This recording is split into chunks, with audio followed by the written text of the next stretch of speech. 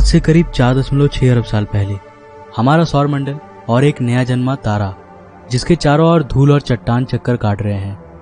यहाँ हमारी पृथ्वी का नामो निशान तक नहीं है। हम समय में कुछ ज्यादा ही पीछे आ चुके हैं। अभी तक पृथ्वी के बनने की प्रक्रिया की शुरुआत नहीं हुई है, लेकिन इसकी नींव तैयार हो चुकी है।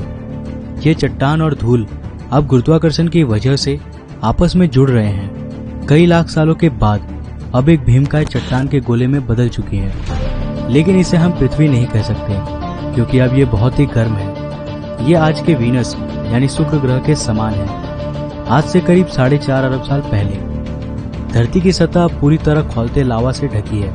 आप गलती से भी नीचे पैर रखने की कोशिश मत करना, वरना आपके पास दोबारा रखने के लिए पैर नहीं बचेगा। इस वक्त धरती की सतह का तापमान करीब 1200 डिग्री सेल्सियस है, यानी ये जगह फिलहाल नर्क से कम नहीं है। यहाँ ऑक्सीजन का नामो निशान तक नहीं है।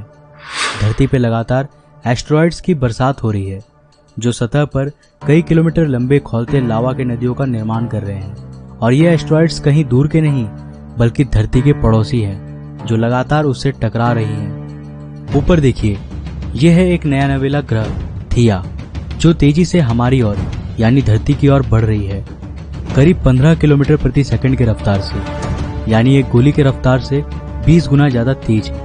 हमें इसका स्वागत करना है, क्योंकि इसी की वजह से हमारे खूबसूरत चांद की रचना होगी। अब हमारी धरती चारों तरफ से अनगिनत चट्टानों के टुकड़े से घिर चुकी है।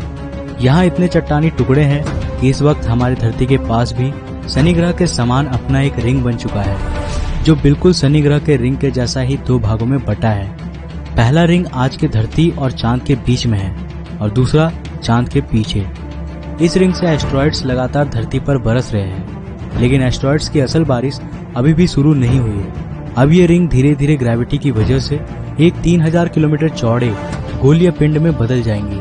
और यहाँ हम देख रहे हैं हमारे चांद के जन्म को। यह है हमारा चांद। इसमें फिलहाल कोई दाग नहीं है, और ये अब हमारी धरती के काफी नजदीक है, जिसकी वजह से यह हमें इतनी बड़ी दिखाई दे रही है। इसका सरफेस अभी पूरी तरह से गर्म लावा से बना है, और इतने करीब होने की वजह से यह लगातार धरती पर अपना गुरुत्वाकर्षण प्रभाव डाल रही है। करीब 30 लाख साल बाद अब हमारे सोलर सिस्टम में कुछ ऐसा होने वाला है जिसके बारे में आप लोग शायद ही जानते होंगे। हमारे सौर मंडल के गैस जायंट्स अपने ऑर्बिट्स में बदलाव कर रहे हैं, और इस बदलाव की वजह से सौर मंडल के एस्टेरॉइड्स और कॉमेट्स के बीच में एक ग्रेविटेशनल मेश तैयार हो रहा है, जो उन एस्टेरॉइड्स और कॉमेट्स को सौर मंडल के आंतरिक भाग में धकेल रही है, सीधे सीधे मंगल, शुक्र, बुध और हमारी धरती की ओर। यही वो समय है जब हमारे चांद को इन एस्टेरॉइड्स की वजह से उसके जाने पहचाने दाग मिलने वाले हैं। इस अवधि को कहा जाता है द लेट हैवी बॉम्बार्डमेंट।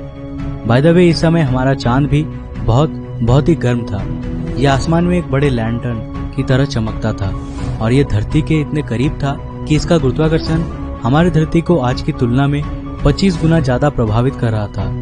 हमारी धरती पर एक दिन 24 घंटों का नहीं, बल्कि केवल 6 घंटों का होता था, और इसके कारण धरती के लावा के नदियों में लहरें आज के समुद्रीय लहरों से 20 गुना ऊपर तक उठती थी। लेकिन भला हो हमारे चांद का, जो धीरे धीरे समय के साथ साथ हमारी धरती से दूर चला जाएगा, और इससे धरती की घूर्णन धीमी होने लगेंगी और लावा की नदियां ठंडी होने लगेंगी, जिससे धरती के सतह का निर्माण होगा। इस वक्त आसमान में ये भीमकाय चमकीला चांद ही एकमात्र चीज नहीं है जो आपका ध्यान आकर्षित करेगा, बल्कि अब आपको 2 बहुत ही चमकीले तारे भी आसमान में देखने को मिलेंगे। लेकिन वे दोनों असल में तारे नहीं हैं। ये दोनों असल में ग्रह हैं, जुपिटर और सैटर्न। सौर मंडल के आंतरिक ग्रह जैसे कि हमारी धरती, वीनस, मरकरी, मार्स, ये सब रॉकी प्लैनेट्स हैं, और ये ज्यादा समय तक पिघले हुए लावा के रूप में नहीं रह सकते थे। लेकिन वही जुपिटर और सैटर्न असल में गैस जायंट्स हैं, जो कि आसानी से लंबे समय तक गर्म रह सकती है। धरती के जन्म के इस समय काल में जुपिटर का टेम्परेचर 5000 डिग्री सेल्सियस और सैटर्न का 3000 डिग्री सेल्सियस था। इसका मतलब है कि जुपिटर उस वक्त हमारे सूरज से भी ज्यादा चमकीला था। जैसा कि साइंटिस्ट कहते हैं कि तारे अपने जीवन के साथ साथ और चमकीले होते जाते हैं, तो उस समय हमारा सूरज आज से 30% कम चमकीला था। परंतु 4 अरब साल के लंबे अवधि में